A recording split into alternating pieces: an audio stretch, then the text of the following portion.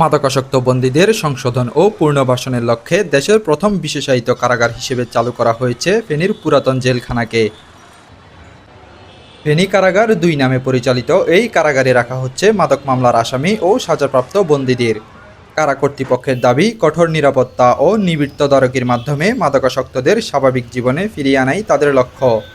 তবে প্রশ্ন উঠেছে, সব মাদক সংশ্লিষ্ট বন্দীকে একসঙ্গে রাখার এই উদ্যোগ কতটা কার্যকর হবে। ২০২৫ সালের নভেম্বর মাসে আনুষ্ঠানিকভাবে যাত্রা শুরু করা এই কারাগারে বর্তমানে রয়েছেন ৩১৬ জন মাদক মামলার বন্দী। এর মধ্যে ১৯৪ জন সাজাপ্রাপ্ত এবং বাকিরা বিচারাধীন। চট্টগ্রাম, কুমিল্লা, ব্রাহ্মণবাড়িয়া, নোয়াখালী ও ফেনী জেলার মাদক মামলার আসামিদের এখানে রাখা হচ্ছে।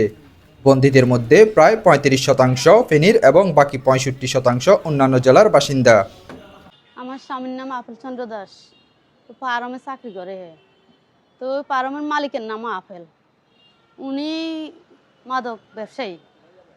ওনাকে অভিযান চালাতে আমার স্বামীকে ধরছে। আমি আসছি আমার ভাইয়ের সাথে দেখা করার জন্য আসছি।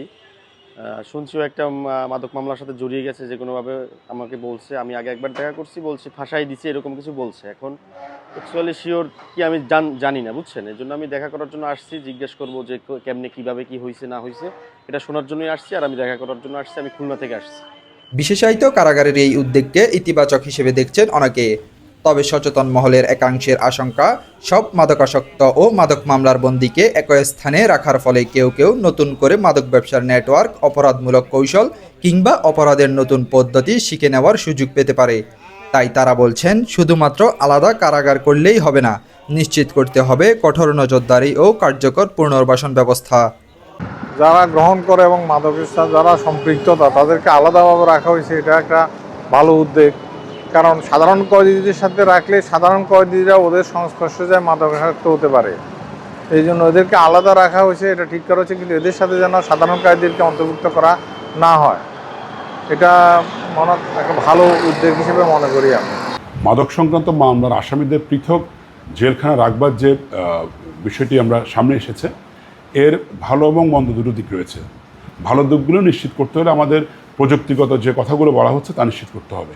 একই সাথে সেখানে পুনর্বাসনের ব্যবস্থাটা গ্রহণ করতে হবে। তা না হলে সেখানে মাদক বিক্রেতা, ক্রেতা, কারবারি অনেক ধরনের অপরাধী সেখানে থাকবেন। তাদের মধ্যে কৌশলগত যে বুদ্ধিদীপ্ত কাজগুলো তারা করে থাকেন নেতিবাচক অর্থে, সেগুলোর একটি বিনিময় ঘটে যাবে। এতে করে পরিস্থিতি আরও ভয়ানক হবে। সুতরাং ভালো ফলাফল পেতে হলে এই ভালো ফলাফলের লক্ষ্যে যে পন্থাগুলো অবলম্বনের কথা রয়েছে তা নিশ্চিত করতে হবে। রাখিব নিরাপদ, দেখাবো আলোর পথ, এই প্রতিপাদ্যকে সামনে রেখে পরিচালিত হচ্ছে ফেনী কারাগার ২।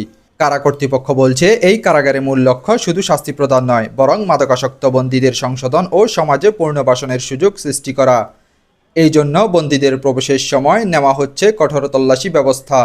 কারাগারের ভেতরে মাদক সেবন বা মাদক বেচা কেনার কোনো সুযোগ নেই বলেও দাবি করছেন সংশ্লিষ্ট কর্মকর্তারা।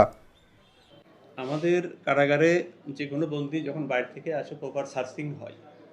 তো সেই সার্চিংয়ে আসলে এখানে এইগুলোকে ফাঁকি দিয়ে ভেতরে মাদক নিয়ে যাওয়া খুব কঠিন। এবং আমরা যদি এরকম মাদকাসক্ত বা মাদক পাওয়া যায় ভেতরে, তাদের তো কারাবিধি অনুযায়ী পানিশমেন্টের ব্যবস্থা আছে। তো আমি 4 মাস আছি, এরকম মাদক এখানে সেরকম পাওয়া যায়নি আর কি। অন্যান্য কারাগারের চাইতে আমাদের কারাগারে এই যে ভেতরের যে মাদকের বিষয়, এটা প্রায় শূন্যের কোঠায় পাওয়া যায় আর কি। দেশের প্রথম বিশেষায়িত মাদক কারাগার হিসেবে ফেনী কারাগার ২ নতুন এক উদ্যোগের সূচনা করেছে। তবে এই উদ্যোগ সত্যিই কি মাদকাসক্ত বন্দীদের সংশোধন ও পুনর্বাসনের কার্যকর মডেল হয়ে উঠবে, নাকি একই জায়গায় অপরাধের নতুন চক্র তৈরির আশঙ্কাকে আরও বাড়িয়ে তুলবে? সেই উত্তর মিলবে সময়ের সঙ্গে। নিউজ ডেস্ক, জনতার কণ্ঠ।